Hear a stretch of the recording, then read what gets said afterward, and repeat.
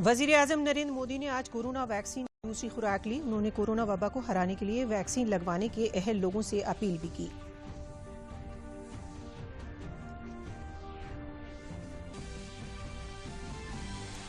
मुल्क और रियासत में कोरोना के मामलों में इजाफा, मास्क, हाथों की सफाई और जिस्मानी दूरी कायम रखने पर सख्ती से अमल के साथ ही राजधानी लखनऊ समेत रियासत के 6 शहरों में लगाया गया रात का कर्फ्यू।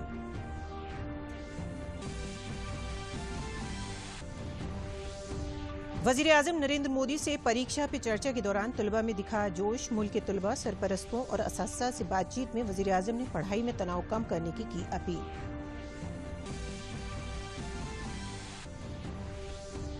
और सह सतही पंचायत इंतखाब में गैर जानिबदाराना वोटिंग के लिए बलरामपुर के गांव में स्कूली तलबा और तालिबात चला रहे हैं अवामी बेदारी मुहिम। नुक्कड़ नाटक से तफरीह के साथ दिया जा रहा है पैगाम। आदाब, मैं हूं नगमा इरफान। खबरें अब तफसील से। वज़ीर-ए-आज़म नरेंद्र मोदी ने एम्स में कोरोना वैक्सीन की आज दूसरी खुराक ली। पौंडीचेरी की नर्स निवेदा और पंजाब की नर्स निशा शर्मा ने वज़ीर-ए-आज़म मोदी को टीका लगाया। वज़ीर-ए-आज़म ने ट्वीट कर कहा कि टीकाकारी वायरस को हराने के कुछ तरीकों में से एक है। पीएम ने वैक्सीन के अहल लोगों से टीकाकारी करवाने की अपील की। वज़ीर-ए-आज़म मोदी को कोरोना टीका की दूसरी खुराक देने वाली नर्स टीका देने के बाद काफी पुरजोश और खुश नजर आईं।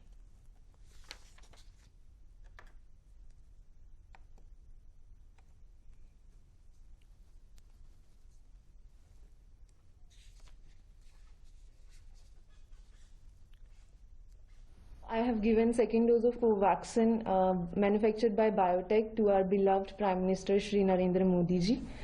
आज सुबह ही हमें पता चला कि सर अपनी कोवैक्सीन की सेकेंड डोज के लिए एम्स आ रहे हैं और हमें उन्हें वैक्सीनेट करना है। हमने उनको वैक्सीन की सेकेंड डोज दी और हमें बहुत अच्छा लगा उनसे मिलके और फिर उनसे थोड़ी सी बातचीत भी हुई, उन्होंने पूछा है और फिर एक फोटोग्राफ ली and it was really very memorable moment for me कि उनसे मिलने का मौका मिला और उन्हें वैक्सीनेट करने का मौका मिला इस पैंडेमिक सिचुएशन में। कोरोना की मौजूदा सूरत हाल को लेकर वज़ीर-ए-आज़म मोदी आज वीडियो कॉन्फ्रेंसिंग के जरिए सभी अजला और मरकज की ज़ेर इंतजाम रियासतों की वज़राए आला के साथ मीटिंग करेंगे। 2 दिन कबल वज़ीर-ए-आज़म ने कोरोना की मौजूदा सूरत हाल पर एक जायजा मीटिंग की थी, जिसमें वज़ीर-ए-आज़म ने अफसरान को हिदायत दी थी कि कोरोना रोकने के लिए सख्त कदम उठाए जाएं। इसके अलावा वज़ीर-ए-आज़म मोदी रियासतों के वज़राए आला के साथ वैक्सीनेशन पर भी बातचीत करेंगे।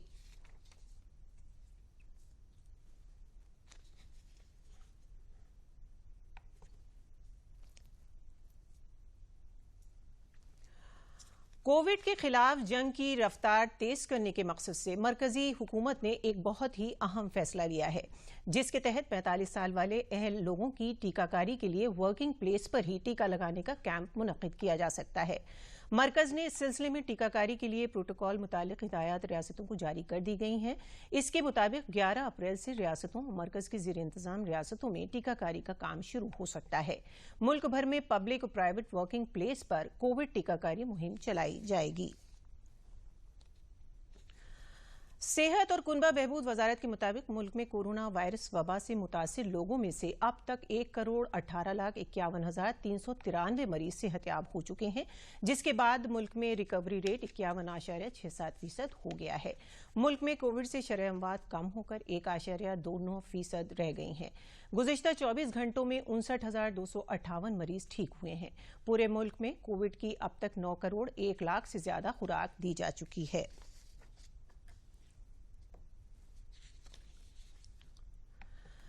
कोरोना इन्फेक्शन के बढ़ते मामलों के बाद रियासत के कुछ अजला में नाइट कर्फ्यू लगाने का ऐलान किया गया है। राजधानी लखनऊ समेत प्रयागराज, कानपुर, वाराणसी, गौतम बुद्ध नगर और गाजियाबाद में नाइट कर्फ्यू लगाया गया है। यूपी में 500 से ज्यादा कोरोना मामले वाले 13 अजला में जिला मजिस्ट्रेट को इख्तियार दिए गए हैं कि वो चाहें तो रात में सड़कों पर आमोदरफ्त बंद कर सकते हैं। ऐसे में 6 शहरों में नाइट कर्फ्यू लगाने का अहम फैसला लिया गया है। लखनऊ में रात 9 से सुबह 6 बजे तक नाइट कर्फ्यू नाफिज रहेगा, जिसके सबब आमोदरफ्त पर पाबंदी रहेगी। नाइट कर्फ्यू सिर्फ लखनऊ नगर निगम के दायरे में आने वाले इलाकों में ही नाफिज होगा और ये देही इलाकों में नाफिज नहीं होगा। वहीं वाराणसी में भी कोरोना इन्फेक्शन के बढ़ते बढ़ते मामलों की वजह से नाइट कर्फ्यू लगाने का ऐलान किया गया है, जिसके तहत रात 9 बजे के बाद दुकानें बंद रहेंगी और सुबह 9 बजे के बाद ही दुकानें खुल सकेंगी। इसके अलावा कानपुर में भी रात 10 बजे से सुबह 6 बजे तक कर्फ्यू लगाया गया है। संगम नगरी प्रयागराज में गुज़िश्ता 24 घंटों में 1000 से ज्यादा मामले सामने आए हैं, जिसके सबब जिला मजिस्ट्रेट ने रात 10 बजे से सुबह 8 बजे तक नाइट कर्फ्यू लगाने का ऐलान किया है और इस दौरान सिर्फ जरूरी खिदमात को ही छूट दी गई है।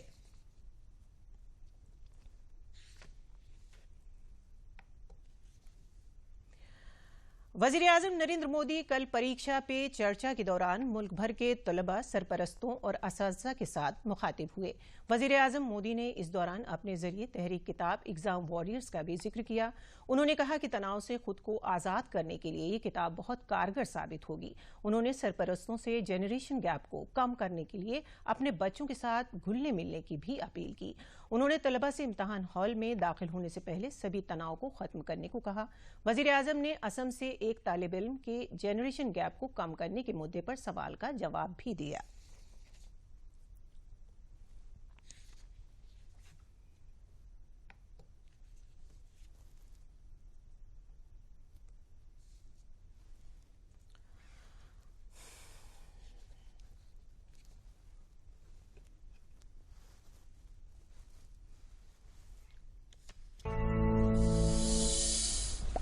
नई पीढ़ी के एक बच्चे के तौर पर हम अपने पेरेंट्स और अपने बीच की जनरेशन गैप को हमेशा कम करना चाहते हैं। तो प्राइम मिनिस्टर साहब, हम ये किस प्रकार कर सकते हैं? कृपया अपने मार्गदर्शन दीजिए। मुझे पेरेंट्स से इस विषय पर बात करनी है। एक बात जो पेरेंट्स को डिसाइड करनी है, क्या वो बुढ़ापे की ओर जाना चाहते हैं या फिर अपनी उम्र कम करना चाहते हैं। और आप भी बेटा अपने मम्मी पापा को जरूर ये सवाल पूछना। अगर पेरेंट्स बुढ़ापे की तरफ जाना चाहते हैं तो बेशक अपने बच्चों के साथ डिस्टेंस बना लें, गैप बढ़ाते रहें। अगर आपको नवजीवन की ओर आगे बढ़ना है, अपनी उम्र घटानी है, युवा बने रहना है, तो आप अपने बच्चों के साथ गैप कम कीजिए, क्लोजनेस बढ़ाइए। ये आपके फायदे वाला है। जैसे ही बच्चा थोड़ा बड़ा होता है तो एक लेवल पर मेंटेलिटी ऐसी हो जाती है कि माँ बाप बच्चे को डोमिनेट करना चाहते हैं, बच्चे को हर चीज सिखाना चाहते हैं। अचानक जो दोस्त थे वो दोस्त न रहकर बच्चे के इंस्ट्रक्टर बन जाते हैं और कभी कभी इंस्पेक्टर भी बन जाते हैं। आप इंस्ट्रक्टर बनकर उसे सुबह से शाम तक क्या करना है ये मत समझाइए। बार बार ये मत पूछिए कि मैंने ये कहा था, क्या क्या किया। बस अपनी आंखें खुली रखिए, कान खुले रखिए, उस पर ध्यान रखिए। उसमें सुधार से जुड़ी जो बातें आपने रजिस्टर की हैं, जो आपको ठीक नहीं लगा, उसे ठीक करने के लिए बहुत विचार करके एक एनवायरनमेंट क्रिएट करिए ताकि उसे खुद ही लगे कि वो कहाँ गलत कर रहा है। जब माँ बाप बच्चों के साथ हम उम्र बनकर ही जुड़ते हैं तो कोई इश्यू नहीं होता है। जैसे बच्चा कोई नया गाना सुन रहा है, कोई नया म्यूजिक सुनकर आनंद ले रहा है, तो आप भी उसके साथ उस आनंद में शामिल होने की कोशिश करिए। आप उसको मत कहो कि 30 साल पहले हमारे जमाने में तो वो गाना था, हम वो बजाएंगे। नहीं, ऐसा मत करो। वो जो गाना उसको पसंद है आप उससे जुड़िए, आनंद लीजिए ना। ये समझने की कोशिश तो करिए कि आखिर ऐसा क्या है उस गाने में कि आपका बच्चा उसे पसंद कर रहा है। लेकिन होता क्या है कि हम देखते हैं ठीक इसी समय कुछ माता पिता ये कहने लगते हैं कि ये क्या बेकार का गाना सुन रहे हो, असली म्यूजिक तो हमारे समय में होता था। अब तो जो बनता है वो सिर्फ शोर शराबा होता है। होता क्या है कि बच्चा आप आकर के आपको कोई बात बताता है, वो बताता है कि आज स्कूल में हमने ये किया, तो कहीं आप अपनी ही कहानी लेकर तो नहीं बैठ जाते हैं कि अरे ये तो ऐसे ही, क्या है, क्या नई चीज है, ये तो वैसा ही है। अपने बच्चे के साथ उसकी जनरेशन की बातों में उतनी ही दिलचस्पी दिखाइएगा, आप उसके आनंद में शामिल होंगे तो आप देखिएगा जनरेशन गैप कैसे खत्म हो जाती। वजीर आजम नरेंद्र मोदी ने तलबा की मुश्किल मौजूआत के बारे में पूछे गए सवालात के भी जवाब दिए। माननीय प्रधानमंत्री जी नमस्कार। कुछ सब्जेक्ट्स और कुछ चैप्टर्स है जिनको लेकर मैं सहज नहीं हूँ, उनसे पीछा छुड़ाने में लगी रहती हूँ। मैं चाहे कितनी भी कोशिश क्यों ना करूँ, मैं उन्हें पढ़ नहीं पाती हूँ। शायद ये इसलिए होता है क्योंकि मुझे उनसे डर लगता है। सर, इस स्थिति को कैसे दूर किया जा सकता है? मेरा प्रश्न है, कुछ सब्जेक्ट्स ऐसे हैं जिसमें कई स्टूडेंट्स को डर का सामना करना पड़ता है, इस वजह से वह इनसे बचते हैं।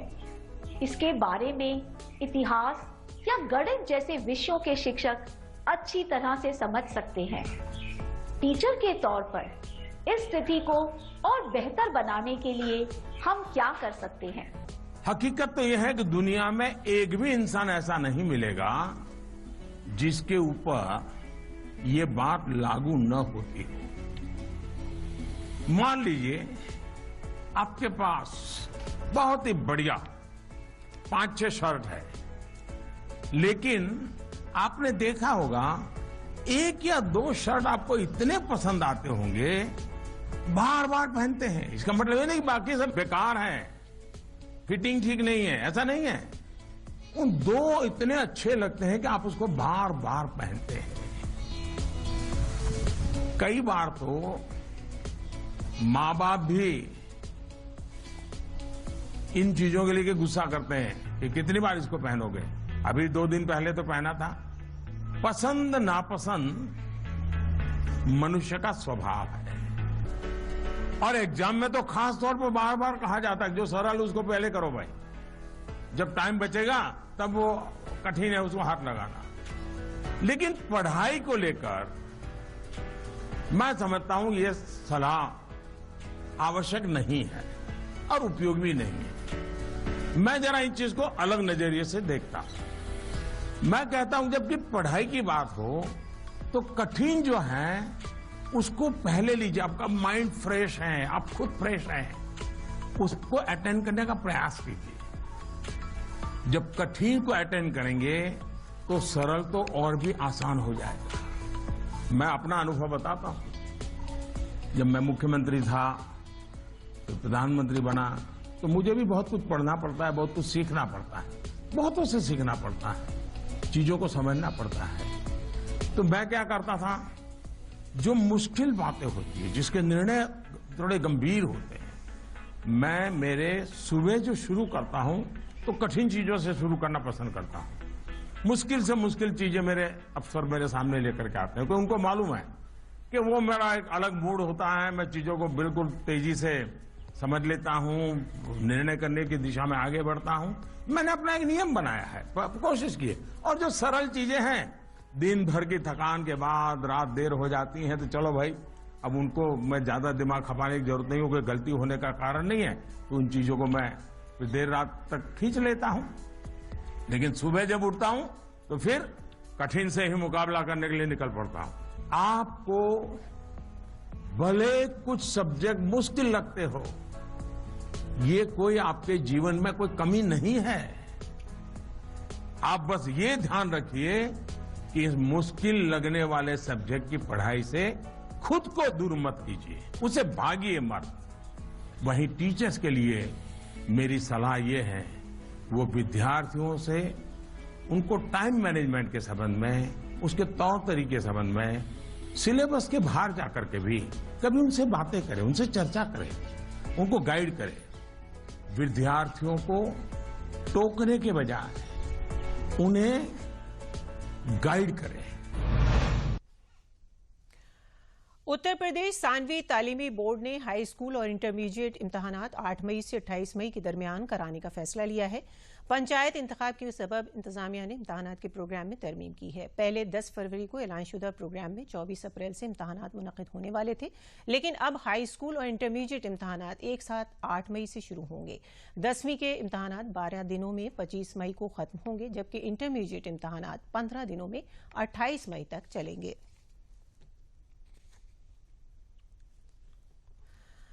जिला बलरामपुर में सह सतही पंचायत इंतखाब में अपने गांव में लोग पोलिंग में ज्यादा से ज्यादा तादाद में हिस्सा लें, इसके लिए निजी स्कूल के तलबा तालबात के जरिए गांव में नुक्कड़ नाटक कर वोटरों को बेदार किया जा रहा है। रोजाना शाम को तलबा तालबात ये मुहिम चला रहे हैं।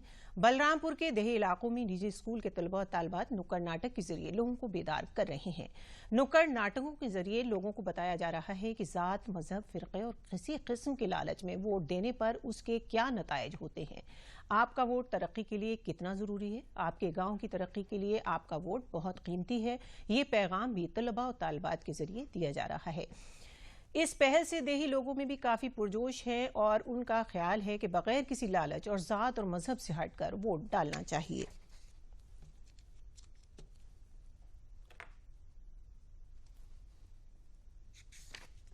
हमारे गांव में सनवीएस स्कूल के बच्चे आए थे, उन्होंने बहुत अच्छी बातें हमारे गांव वासियों को बताए हैं। जैसा कि आप जानते हैं कि गांव के लोग कम पढ़े लिखे होते, वो वोट का मतलब नहीं जानते हैं, लेकिन ये जो बच्चे आए थे ये नुक्कड़ नाटक के तरीके से गांव वासियों को जागरूक किए हैं।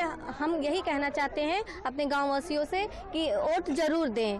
जेबीएस के बलरामपुर क्षेत्र के बलरामपुर के बच्चे एसटी संजीवियस के बच्चे जो यहाँ पे दिखाए हैं अभी, वो हम लोगों को गांव वालों को बहुत अच्छा लगा। इसलिए हमारे गांव वालों को ये जानना है, ये जानकर जरूरी होगी कि हम लोग अच्छे नेता, अच्छे प्रधान, अच्छे जिला पंचायत सदस्य को चुने। हम सारे गांव में जाके सारे गांव वासियों को हम ये बताना चाहते हैं कि मतदान बहुत ही आवश्यक है। आप बिना लालच और बिना किसी भी लालच के अपने प्रतिनिधि को चुनें, ताकि वो आपके गांव को गांव की सरकार अच्छी बनाए। और अगर आप बिना लालच और बिना जिस लोगों ने आपके लिए कुछ किया है, जिस समाज के लोगों ने आपके लिए मदद की है आपकी, उसको चुने, अच्छा प्रतिनिधि चुने, तो आपका गांव बहुत ही अच्छा होगा आगे। हमारे इस नाटक का उद्देश्य है कि हम लोगों को जागरूक करना चाहते हैं मतदान की तरफ। हम ये चाहते हैं कि गांव के हर एक व्यक्ति को अपने जिम्मेदारी का एहसास हो और वो ना किसी लालच में आके, ना किसी ऐसे लालची और ऐसे नेता को अपना वोट दे जो अपने गांव को लूट ले, इस देश को लूट ले। हमारा उद्देश्य ये है कि हम लोगों को इस तरह जागरूक करें कि वो अपने गांव का विकास करें, क्योंकि जब हमारे गांव का विकास होगा तभी हमारे देश का विकास होगा। आजमगढ़ से सह सतही पंचायत इंतखाब को पुरअमन तरीके से कराने के लिए महकमा पुलिस मुसलसल समाज दुश्मन अनासिर और गैर कानूनी काम करने वाले अफराद के खिलाफ बड़े पैमाने पर कार्रवाई कर रहा है। साथ ही कोविड-19 के वायरस को रोकने के लिए मुकर्ररा प्रोटोकॉल पर सख्ती से अमल कराने के लिए भी पुलिस के आला अफसरान लगातार पेट्रोलिंग कर रहे हैं। आजमगढ़ जोन के deputy inspector general police Subhash Chandra Dubey ने बताया कि इंतखाबात के मद्देनजर आजमगढ़ जोन के तीनों अजला में 1.5 लाख से ज्यादा लोगों को पाबंद किया जा चुका है और 9,362 लोगों के खिलाफ गिरफ्तारी का वारंट जारी किया गया है। पंचायत चुनावों को सुचारू संपादित करने के लिए आजमगढ़ परिक्षेत्र के तीनों जनपदों में अब तक 1.5 लाख से अधिक लोगों को 107-116 के तहत पाबंद कराया गया है। इसके अतिरिक्त 4,362 लोगों के खिलाफ गिरफ्तारी का वारंट 113 सीआरपीसी में प्राप्त किया गया है। 535 लोगों पर एनबीडब्ल्यू एग्जीक्यूट कराया गया है, जबकि गैंगस्टर एक्ट के तहत 82 लोगों पर कार्रवाई की गई है। 491 लोगों को गुंडा एक्ट में जिला बदल किया गया है और इसी प्रकार से 31,000 कुल लाइसेंसी शस्त्रों में से 20,000 से अधिक लाइसेंसी शस्त्र जमा कराए गए हैं। अब तक 500 से अधिक लाइसेंसी हथियारों के अतिरिक्त अवैध असलहे जनपद में बरामद हुए हैं। इसके अलावा अब तक 50,000 लीटर से अधिक अवैध शराब की बरामदगी की गई है और इसमें करीब 1,500 लोगों को गिरफ्तार किया गया है। शुमाली हिंद में मथुरा के मशहूर रंगनाथ मंदिर में 10 रोजा ब्रह्म उत्सव का इनकाद इन दिनों किया जा रहा है। इस दौरान अकीदतमंदों ने गुलाब की पंखुड़ियों से होली खेली और पूरा इलाका भगवान की जयकार से गूंज उठा। 10 रोजा ब्रह्म उत्सव के दौरान भगवान रंगनाथ रोजाना श्री राम और श्री कृष्ण की लीलाओं के मुताबिक रूप बनाकर सोने और चांदी से बनी गाड़ियों पर सवार होकर मंदिर से बाहर निकलते हैं और दर्शन देते हैं। इसी सिलसिले में ब्रह्म उत्सव के छठे दिन भगवान रंगनाथ ने राधा कृष्ण के रूप में अकीदतमंदों को दर्शन दिए। उन्हें शीशे से तैयार विमान में सवार कराया गया, जिसके पीछे चल रहे ब्राह्मणों के जरिए मंत्र पढ़े जा रहे थे। जैसे ही विमान मंदिर के मगरबी दरवाजे पर पहुंचा, भक्तों ने गुलाब की पंखुड़ियां उड़ाकर भगवान को भक्ति के रंग से शराबोर कर दिया।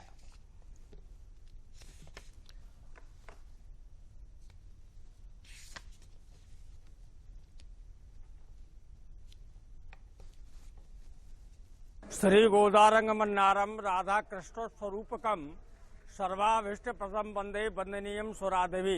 गोदा लक्ष्मी जी, मन्नारायण नारायण, लक्ष्मी नारायण भगवान श्री राधा कृष्ण इन्हीं के स्वरूप हैं। लक्ष्मी नारायण भगवान जिनकी देवताओं ने सुरादेवी, उन्होंने भी वंदना की है, उन्होंने भी उनका अर्चन वंदन किया है, जो सब भक्तों की अविष्ट मनोकामना को पूर्ण करने वाले हैं। यह श्री रंग मंदिर एक दिव्य देश है। यहाँ पांचरात विधि से कृष्ण यजुर्वेद से पूजन होता है। यह जो उत्सव है ब्रह्मोत्सव है। ब्रह्मोत्सव में सप्तम दिवस में आज रथ यात्रा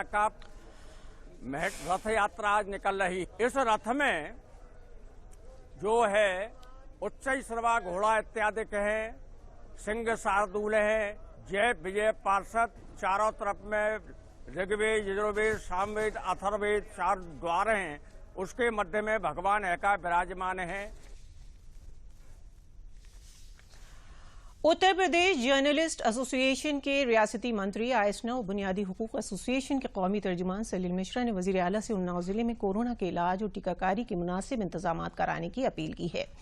वजीर आला को लिखे एक मकतूब में उन्होंने कहा कि उन्नाव में बड़े पैमाने पर कोरोना पॉजिटिव मरीज सामने आ रहे हैं। इनमें ज्यादातर लोग गरीब हैं। उन्होंने इल्जाम लगाया कि उन्नाव के जिला अस्पताल में कोरोना की जांच का माकूल बंदोबस्त भी नहीं है। उन्होंने मुतालबा किया कि उन्नाव के जिला अस्पताल में अलग से कोरोना टीकाकारी वार्ड बनाकर अहल लोगों का वैक्सीनेशन कराया जाए और साथ में ही गरीबों को कोरोना जैसी जानलेवा बीमारी से बचाया जा सके।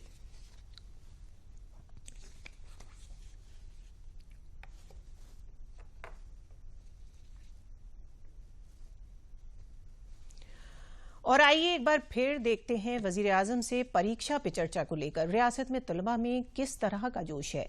बोर्ड इम्तहानात की तैयारियों के सिलसिले में वजीर आजम नरेंद्र मोदी ने बुध को तलबा और तालिबात से बातचीत की, जिसमें वजीर आजम ने मुल्क के असातिज़ा, तलबा और उनके सरपरस्तों से वर्चुअल बातचीत की।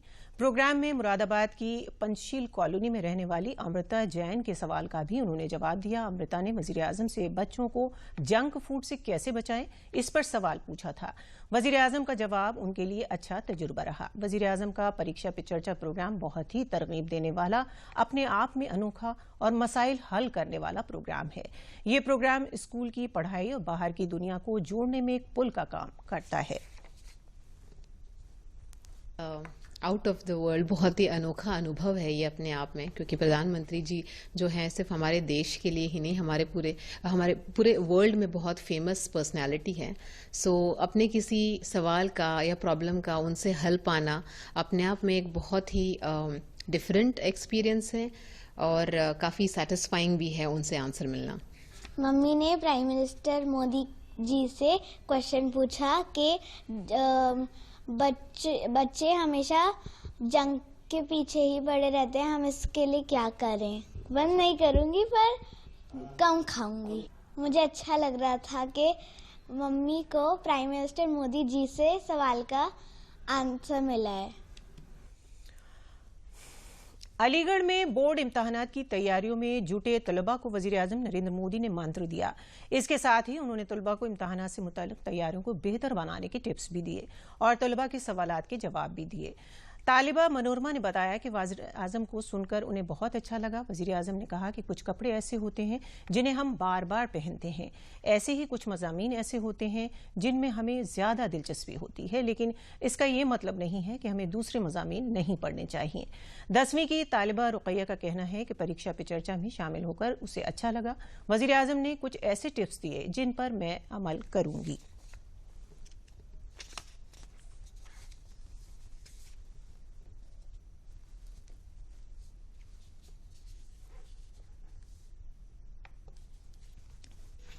प्रधानमंत्री काफ़ी सारी टिप्स दे रहे हैं बहुत सरलतापूर्वक, जिन्हें मैं अच्छे ध्यान से सुन रही हूँ और मेरे लिए वो आगे काम आएंगे, मेरी परीक्षा के लिए काम आएंगे वो टिप्स मेरे। प्रधानमंत्री से रूबरू हुई और परीक्षा में चर्चा में शामिल हुई। बहुत खुशी का माहौल है, हम लोग बहुत खुश हैं और ऐसे पहले प्रधानमंत्री हैं जो बच्चों के भविष्य के बारे में चर्चा में आते हैं और मतलब बच्चों को अच्छी सलाह देते हैं। ये हमारे लिए बहुत खुशी की बात है, बहुत खुश हैं हम लोग। जो प्रोग्राम ज्वाइन करा परीक्षा पर चर्चा, इससे मैं बहुत खुश हुई क्योंकि इसमें हमारे प्राइम मिनिस्टर ने हमें बहुत सारी टिप्स दी, जिससे हमारे जो एग्जाम से पहले हमारा जो टेंशन रहता है वो उससे बहुत कम होगा और इससे हमारा कॉन्फिडेंस लेवल भी हाई हुआ। हमारे प्रधानमंत्री जी ने हमसे ऐसी चीज़ें डिस्कस की जो एक्चुअली आज से पहले किसी प्रधानमंत्री ने नहीं की और ये काफ़ी अच्छा हुआ और ये बहुत ही हमें मोटिवेशन मिला इससे कि हमारे प्रधानमंत्री जी हमें इतनी फ्रेंडली सारी चीज़ें क्लियर कर रहे हैं एग्जाम से रिलेटेड और इससे हमारे जो जितने भी डाउट्स थे वो क्लियर भी हुए। आज हमारी बेटी ने स्कूल का, आयशा तरीन का नाम रोशन किया, स्कूल के साथ साथ हमारे शहर का भी नाम रोशन किया। हमारे घर में खुशी का माहौल है। ऐसे प्रधानमंत्री पहली बार हमने अपने टाइम में देखे हैं जो बच्चों से जुड़े हुए हैं, बच्चों को टिप्स दे रहे हैं। नहीं तो बच्चों के ऊपर इस टाइम बहुत बर्डन होता है बोर्ड टाइम पर। हमें बहुत खुशी हुई है ऐसे कोई पीएम आए जिन्होंने ऐसा सब कुछ बच्चों के बारे में सोचा। मंत्री से मैं रूबरू हुई हूँ और वो आज बहुत अच्छी बातें बताई थी उन्होंने और उन्होंने बहुत अच्छी तरीके से हमें मोटिवेशन किया था और बहुत अच्छे तरीके से मोटिवेट किया और इसलिए हम 12वीं कक्षा में उन्होंने जितनी बातें बताई हैं बहुत सरलता से बताई हैं और हमें बहुत अच्छी भी लगी है और उन्हीं बातों को हम अमल करके 12वीं में टॉप करेंगे। और अब आखिर में खास खबरें एक बार फिर।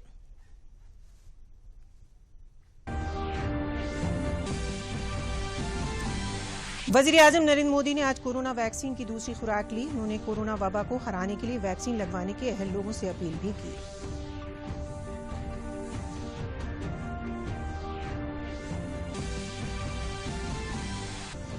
मुल्क और रियासत में कोरोना के मामलों में इजाफा, मास्क, हाथों की सफाई और जिस्मानी दूरी कायम रखने पर सख्ती से अमल के साथ ही राजधानी लखनऊ समेत रियासत के 6 शहरों में लगाया गया रात का कर्फ्यू।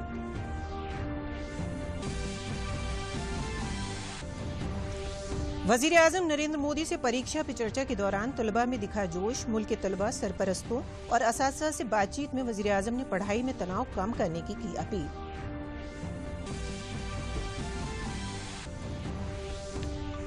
और सतही पंचायत इंतखाब में गैर जानिबदाराना वोटिंग के लिए बलरामपुर के गांव में स्कूली तलबा और तालबात चला रहे हैं अवामी बेदारी मुहिम। नुक्कड़ नाटक से तफरीह के साथ दिया जा रहा है पैगाम। खबरों में बस इतना ही। कोरोना से बचने के लिए आप लोग भी घर से बाहर निकलें तो मास्क जरूर पहनें, समाजी दूरी पर अमल करें, साथ ही वक्त वक्त पर साबुन से हाथ धोते रहें या हाथों को सैनिटाइज करें। और अब मैं बाहर जा रही हूं इसलिए मास्क पहन रही हूं। आप भी मास्क पहनकर बाहर निकलें क्योंकि कोरोना से बचना है तो मास्क पहनना बहुत जरूरी है। इसी पैगाम के साथ मुझे दीजिए इजाजत। आदाब।